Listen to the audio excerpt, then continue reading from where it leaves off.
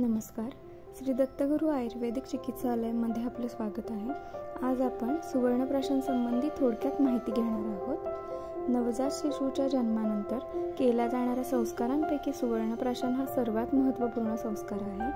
छोट्या बाळाच्या मानसिक, शारीरिक व बौद्धिक विकासासाठी प्राचीन काळापासून बाळाला सोने उगाळून देण्याचा विधी सांगितला आहे. याच्यामध्ये सोन्यावरही काही संस्कार केले जातात आणि त्यापासूनच शुद्ध सोन्याचे भस्म तयार केले जाते. बौद्धिक विकासासाठी उपयुक्त आयुर्वेदिक औषधे त्यामध्ये मिसळून ग्रंथोक्त विधीनुसार औषधे बनवली जाते.